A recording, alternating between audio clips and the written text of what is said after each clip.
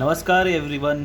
तो आज मैं आप लोगों को बता रहा हूँ कि एचपी की पावर सप्लाई में क्या फ़ॉल्ट होता है और क्या क्या इशू आता है ज़्यादातर से, कैसे उसे ठीक करते हैं, रिपेयर करते हैं और कैसे चेक करेंगे। इसी को मैं आज इस पूरे वीडियो में बताऊंगा, जो 10-12 मिनट की वीडियो होगी, जिसमें आपको डिटेल में हर एक सेक्शन के बारे में बताऊँगा। ठीक है, तो अभी तक आपने हमारे चैनल को सब्सक्राइब नहीं किया तो सब्सक्राइब कर लीजिए दोस्तों, और वीडियो को शेयर कीजिए, लाइक कीजिए, कमेंट कीजिए। तो दोस्तों सबसे पहले मैं आप लोगों को बताना चाहूँगा कि सेक्शन वाइज, जैसे आप देख सकते हो, इसे प्राइमरी सेक्शन बोलते हैं। ठीक है, प्राइमरी सेक्शन, जिसमें सर प्राइमरी सेक्शन में यहाँ तक मॉसफेट ये डायोड के गेट तक जो रेक्टिफायर है, इन इनपुट सेक्शन तक उसका क्या आता है, एसी वोल्टेज आता है। इसके जो रेक्टिफायर लगे होंगे, जैसे आप देख सकते हो यहाँ पे ब्रिज रेक्टिफायर, जैसे एक पैक ब्रिज आता है, ये कि डायोड लगे होते हैं ये 4, तो इसे डीसी में कन्वर्ट करके इस फिल्टर पे 300 वोल्ट पीक वोल्टेज को यहाँ पे स्टोर करता है। ठीक है, 300 से 330 या 50 या 40 भी बता सकता है, वो depend on the peak voltage. ठीक है, उसके बाद से हमारा जो प्राइमरी जो वोल्ट, इसका वोल्ट 300 वोल्ट क्या करता है, इसके कॉइल पे जो ट्रांसफार्मर है, इसके कॉइल पे 300 वोल्ट जाता है।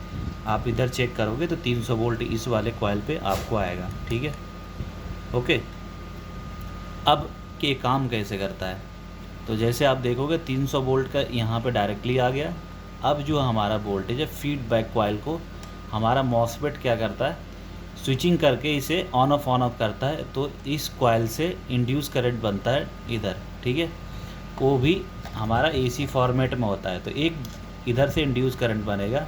तो इसे अभी जो हमारा वोल्टेज होता है, इसे प्योर करने के लिए ट्रांसफार्मर लगाए, क्योंकि हमारा एसी वोल्टेज, फिर इसका सेकंड स्टेप होता है एसी वोल्टेज बनाता है मॉसफेट, फिर इस ट्रांसफार्मर के थ्रू फिर इसे डीसी में कन्वर्ट किया जाता है। हमारा जो वोल्टेज आउटपुट आता है यहाँ पे इन दोनों पिन पे आता है। ठीक है, इन दोनों पिन पे एक पिन डायरेक्टली कर लिया जाता है, उसे ग्राउंड हो जाता है। ठीक है, और दूसरा होता है हमारा जो कि एसी होता है, तो इसे क्या होता है, जो पोलराइज नॉन पोलराइज होते हैं, जैसे आपने चेक देखा होगा एसी डीसी, तो ये दोनों एसी के रूप में काम करते हैं, तो इसका कोई माइनस प्लस नहीं होता। तो इसीलिए एक डायोड लगा के यहाँ पे 3 पिन का पावर डायोड, उसे हमने डीसी में कन्वर्ट कर लिया, जो सर्किट डिज़ाइनर ने बनाया।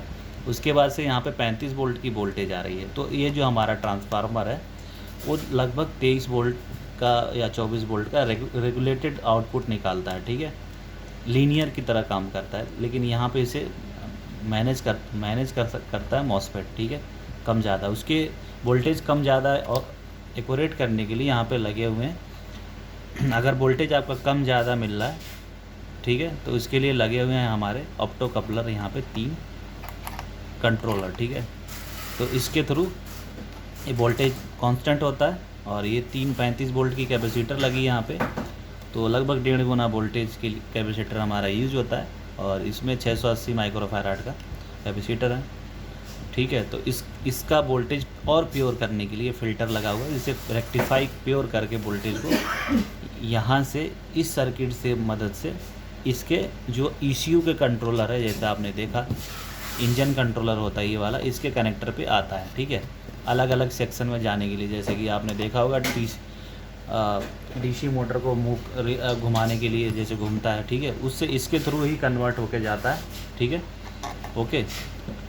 तो उस कंट्रोलर पे हमने जब यहाँ पे प्रेस करते हैं, एक स्विच होता है, तो ये एक्टिव हो जाता है, इसके थ्रू पावर जाने लगता है। ठीक है, ये जब शॉर्ट होता है तो ठीक है, तो ये भी, इसका भी जो कनेक्शन है आपस में मिले होते हैं इससे। ठीक है, तो ऑन होता है तो इनके पिन पे सप्लाई जाने लगता है। ठीक है, तो इसका भी सर्किट डायग्राम मैं एक बार बताऊंगा, तो अभी डिटेल में मैं फ़िलहाल बता रहा हूँ थोड़ा सा।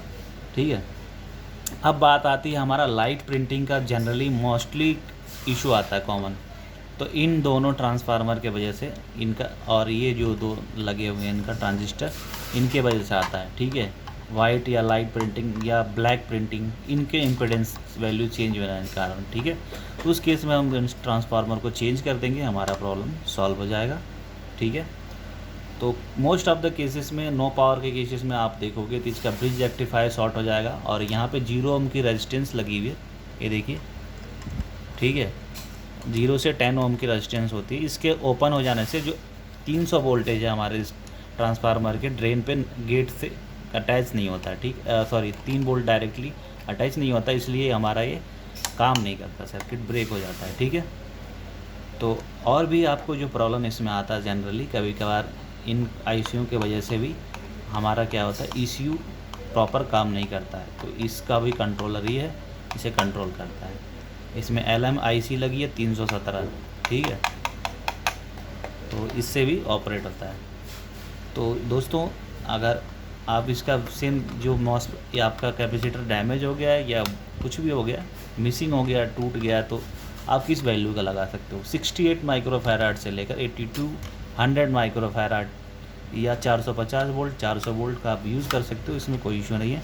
और ये अभी आप लोगों को बताना चाहूँगा, इसको डायरेक्ट नहीं कर पाएंगे, ठीक है, ये डायरेक्ट नहीं होता है। ये जिसमें दो कैपेसिटर यूज होता है उसको हम जंपर के थ्रू बाईपास कर सकते हैं, विदाउट कैपेसिटर ऑपरेट कर सकते हैं, लेकिन वो प्योरिटी नहीं होती, उसमें सर्किट हमारा जल्दी कंपोनेंट ख़राब या कोई भी डिवाइस है ख़राब होने के चांसेस होते हैं।